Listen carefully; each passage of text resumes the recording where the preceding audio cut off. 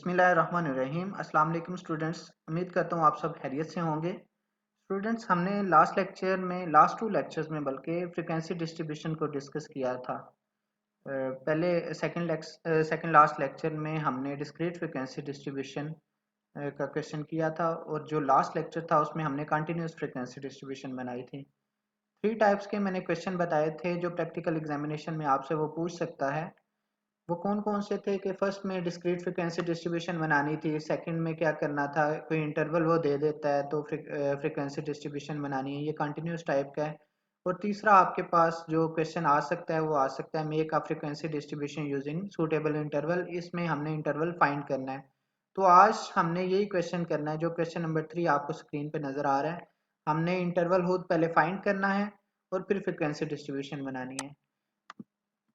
जो second last lecture था वो डिस्क्रीट फ्रीक्वेंसी डिस्ट्रीब्यूशन पे जो था उसमें हमने क्या किया था, जो पॉसिबल वैल्यूज़ थी हमारे पास डाटा ये गिवन था 19 वैल्यूज़ थी। इसमें हमने क्या किया कि एक एक्स लिख लिया, उसमें हमने क्या किया जो हमारे पास पॉसिबल वैल्यूज़ थी उसको हम लिखते चले गए और फिर उनको टैली मार्क कर लिया और फ्रीक्वेंसी ऐड करके ये हमारे पास कौन सी डिस्ट्रीब्यूशन बन गई, डिस्क्रीट फ्रीक्वेंसी डिस्ट्रीब्यूशन। उसके बाद हमने इंटरवल के साथ 10 का इंटरवल गिवन था, ये डाटा 20 का हमारे पास गिवन था। हमने क्या किया, एक्स की जगह क्या किया, क्या चेंजिंग आई, क्लासेस बना ली और उसमें हमने क्लासेस बनाते चले गए। जो जिधर तक हमारा डाटा था हमने उधर तक क्लासेस बना ली और फिर आगे टैली मार्क करके फ्रिक्वेंसी ऐड करके हमने फ्रिक्वेंसी डिस्ट्रीब्यूशन बना ली जबकि इंटरवल गिवन था। आज के लेक्चर में हम क्या करेंगे कि इंटरवल पहले खुद फाइंड करेंगे। उसके कुछ स्टेप्स हैं इंटरवल फाइंड करने के, वो कौन कौन से हैं मैं बताता जाता हूँ। सबसे पहले एक क्वेश्चन हमारे पास क्या होगा, ये डाटा मैंने लिखा हुआ है। क्वेश्चन क्या हमने करना है आज, कौन सा सॉल्व करना है, मेक अ फ्रीक्वेंसी डिस्ट्रीब्यूशन। बस काफी है, make a frequency distribution. Interval का कहीं भी जिक्र नहीं हुआ, हमने इंटरवल पहले खुद फाइंड करना है। तो सबसे पहले हम क्या फाइंड करेंगे, सबसे पहला स्टेप जो है हमारे पास वो क्या है, रेंज का।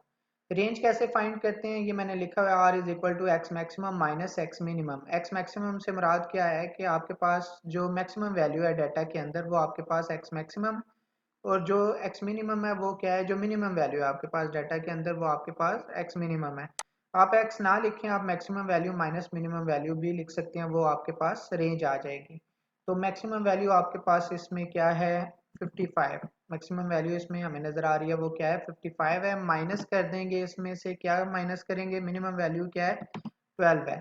तो इसको माइनस कर देंगे तो हमारे पास आर आ जाएगा, रेंज आ जाएगी। रेंज किधर यूज़ करनी है वो मैं बताता हूँ नीचे चल के। फिर हमारे पास नंबर ऑफ क्लासेस है, नंबर ऑफ क्लासेस कैसे फाइंड करते हैं, c इज इक्वल टू, इसका फार्मूला है c is equal to 1 plus 3.3 log of n। अब ये n क्या है इसमें, बाकी तो कैलकुलेशन है सिंपल। n क्या है, n हमारे पास क्या होता है, नंबर ऑफ वैल्यूज। ये जितनी वैल्यूज हैं हम इसको काउंट कर लें, ये हमारे पास क्या होगा, n होगा। तो इनको जब काउंट करेंगे तो ये हमारे पास 20 वैल्यूज गिवन है। हम क्या करेंगे, 1 प्लस 3.3 लॉग ऑफ 20, इसको कैलकुलेट कर लेंगे सिंपल, तो हमारे पास c आ जाएगा। उसके बाद जो हम फाइंड करना चाह रहे थे इंटरवल, इसका इसको इंटरवल b लिखा जाता है, विड्थ या हाइट b लिखा जाता है, इसको h के साथ हम डिनोट करते हैं।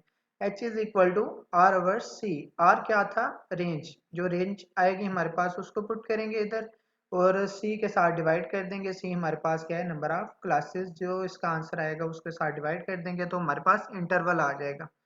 तो इनको कैलकुलेट कर लेते हैं। सबसे पहले आर आपने क्या क्या आपने फाइंड करना है, आर फाइंड करना है, उसके बाद सी नंबर ऑफ क्लासेस, उसके बाद एच फाइंड करना है। तो आर कैसे आएगा, आर मैंने बताया कि मैक्सिमम वैल्यू में से मिनिमम वैल्यू माइनस कर लें तो आपके पास आर आ जाएगा। आर आ गया 43। सी कैसे आएगा, वो आप कैलकुलेटर पे सॉल्व कर लें, 1 प्लस 3.3 मल्टीप्लाई कर दें उसको लॉग ऑफ एन। बेशक लॉग ऑफ 20 पहले सॉल्व करके उसको मल्टीप्लाई कर दें 3.3 के साथ और जो आंसर आए उसको प्लस कर दें 1 में। तो ये हमारे पास सी आ गया। और उसके बाद हमने क्या करना है, जो आर का आंसर आया और सी का आंसर आया उसको डिवाइड कर देना है। तो हमारे पास क्या आ जाएगा, एच आ जाएगा। आर को ऊपर रखना है और डिवाइड कर देना है किसके साथ, सी के साथ। सी का जो आंसर आया तो हमारे पास 8.12 आ गया। तो 8.12 आया क्योंकि हमारे पास डाटा जो है वो पॉइंट्स में नहीं है, हमारे पास डाटा जो है एग्जैक्ट है, स्पेसिफिक वैल्यूज़ हैं। हम क्या करेंगे, इसको अप्रॉक्सीमेटली 8 में लिख लेता हूँ। क्यों लिखा 8, 9 क्यों नहीं लिखा, क्योंकि हमारा ये 0.5 से 8.5 से कम था, तो 8.8 के ज़्यादा क्लोज था, इसलिए मैंने इंटरवल 8 का लिख लिया। अब सेम वैसे ही क्वेश्चन सॉल्व करना है जैसे कि पिछला क्वेश्चन था, उसमें 10 का इंटरवल गिवन था। इसमें हमारे पास कितना है, 8 का इंटरवल है, तो 8 के साथ हम इस एग्जाम्पल को सॉल्व करेंगे। वैल्यूज़ गिवन थी, वैल्यूज़ ये नीचे मैंने कॉपी कर ली। ये इन वैल्यूज को 8 इंटरवल के साथ सॉल्व करना है। तो सबसे पहले क्या था, इधर क्लासेस थी। क्लासेस कैसे बनेंगी, अब हमारे पास लोएस्ट वैल्यू क्या है, 12 है, तो 12 से स्टार्ट कर लें। मैं 11 से स्टार्ट करने लगा हूँ, 12 से कर लें, 11 से कर लें, 10 से कर लें, आपकी मर्जी। अगर वो लोएस्ट पॉइंट दे देता है, फिर आपने उधर से ही स्टार्ट करना है, फिर नहीं आगे पीछे करना। अगर नहीं देता तो फिर आप इस तरह कर सकते हैं सॉल्व। 11 11 8 का इंटरवल हमने रखना है, तो ये किधर तक जाएगा, 11 12 13 14 15 16 17 18 18 तक आ गया।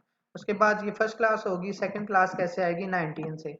19 20 21 22 23 24 25 26 सेकंड क्लास आ गई। उसके बाद 27 टू 27 28 29 30 31 32 33 34 34 आ गया। उसके बाद 35 टू होगा, 35 से इधर तक 35 36 37 38 39 40 41 42 42 आ गया। उसके बाद क्या होगा, 43 टू 43 44 45 46 47 48 49 50 50 तक आ गया। उसके बाद 51 से करेंगे हम, 51 52 53 54 55 56 57 58 58। हमने इंटरवल 8 का रख के सारी क्लासेस बना ली। 58 से हम आगे क्यों नहीं गए, क्योंकि हमारे पास लास्ट वैल्यू 55 थी, इसलिए हमने इधर तक 58 तक की लास्ट क्लास को रखा। उसके बाद क्या करना था, टैली मार्क करना है। टैली मार्क कैसे करना है, वैल्यूज को देखते जाएं और क्लासेस में टैली लगाते जाएं। तो सबसे पहली वैल्यू 14 है, तो फर्स्ट क्लास में आ रही है, फिर 12 है, फर्स्ट में आ रही है, 17 भी इधर आ गई, 20 किधर आ रही है सेकंड क्लास में, 20 23 25, फिर उसके बाद 32 थर्ड क्लास में, 33 37 39 उसके नेक्स्ट क्लास, 40 42, फिर उसके बाद 47 44 48, उसके बाद 52 लास्ट वाली क्लास में आ गया, 44 फिर ये ऊपर वाली क्लास में आ गया। उसके बाद 55 आ गया और 53। टैली मार्क जब आ गया तो हम क्या करते हैं, फ्रीक्वेंसी लगा लेते हैं। फ्रीक्वेंसी कैसे लगेगी, टैली मार्क को देख के काउंट करते जाएं और इसके आगे नंबर्स लिखते जाएं। तो टैली 3 आ गया, इसमें 4 आ गया और फिर 3 है, 4 है, 3। अब हमने क्या करना है, इसका सम फाइंड कर लेना है, क्योंकि कॉलम का नाम हमारे पास एफ है, तो इसका हमने नाम रख लिया summation f. Summation f is equal to, इसको काउंट कर लें, 3 4 7 3 10 3 13 और 4 17 और 3 20 आ गया। हमारे पास कितनी वैल्यूज थी, 20 वैल्यूज थी, तो हमारा सम भी 20 आया। इसका मतलब है कि हमारा क्वेश्चन ठीक है। उसके बाद क्यूमुलेटिव फ्रीक्वेंसी फाइंड करेंगे। क्यूमुलेटिव फ्रीक्वेंसी कैसे फाइंड करते हैं, first frequency as it is 3 आ गया, उसके बाद 3 में प्लस कर देते हैं नेक्स्ट फ्रीक्वेंसी, 3 प्लस 4 7, इस 7 में नेक्स्ट ऐड कर दें फ्रीक्वेंसी, तो क्या आएगा, 7 प्लस 3, ये आ जाएगा 10। फिर 10 प्लस 3 करेंगे तो 13, 13 प्लस 4 करेंगे तो 17, 17 प्लस 3 करेंगे तो 20। लास्ट क्यूमुलेटिव फ्रीक्वेंसी आ गई टोटल फ्रीक्वेंसी। स्टूडेंट्स, उम्मीद करता हूँ कि आपको समझ आ गई होगी। अगर कोई कन्फ्यूजन हो तो आप बता सकते हैं कमेंट सेक्शन में। ये हमारा था फ्रीक्वेंसी डिस्ट्रीब्यूशन का टॉपिक। इसमें हमने 3 तरह के क्वेश्चन सॉल्व किए, वो मैं आपको बता चुका हूँ। अब इसके बाद हम प्रेजेंटेशन, डाटा की प्रेजेंटेशन के लिए ग्राफ्स और चार्ट्स भी देखेंगे, उनको डिस्कस करेंगे नेक्स्ट लेक्चर में। तब तक के लिए अपना ख्याल रखिएगा। अल्लाह हाफिज़।